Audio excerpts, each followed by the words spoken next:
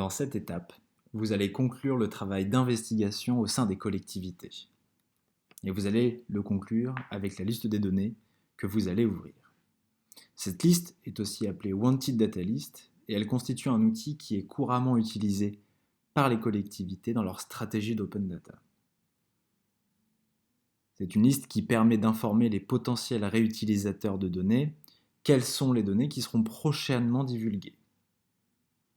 Dans ce challenge data, vous allez créer cette Wanted Data List à partir de la wishlist que vous avez constituée précédemment.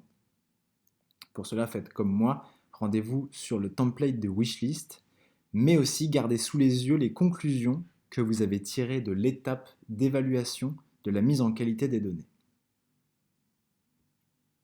Pour rappel, dans cette étape, vous avez pu évaluer si le jeu de données était propre, s'il était complet, s'il était exhaustif et enfin s'il était standardisé.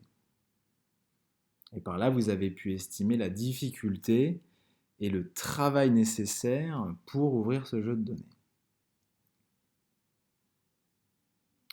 Avec ces éléments-là, vous allez pouvoir indiquer dans la wishlist à quel point il est difficile selon vous d'ouvrir le jeu de données. Et pour ça, vous allez utiliser le code couleur suivant.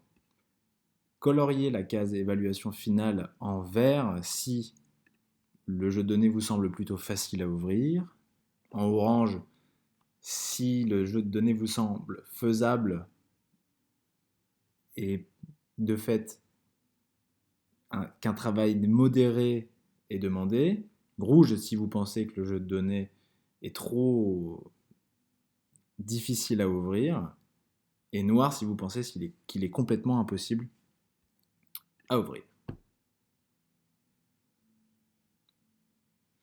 Faites la même chose sur tous les jeux de données, et sur la base de cette évaluation, vous allez prendre votre décision d'ouverture. Pour prendre cette décision finale, gardez bien en tête deux choses. La première, c'est que vous n'aurez qu'une seule journée pour mettre en qualité les données. Il est donc risqué de s'engager sur un trop grand nombre de données ou sur des jeux de données trop difficiles.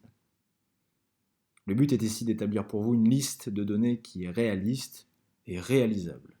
Et ici, vous pourrez vous appuyer sur les experts pour qu'ils puissent évaluer la faisabilité de votre liste.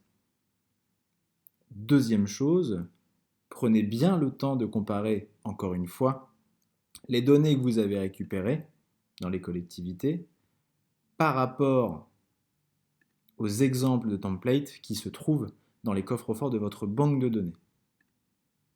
C'est en faisant ces comparaisons que vous pourrez décider véritablement si vous souhaitez ouvrir ce jeu de données ou non.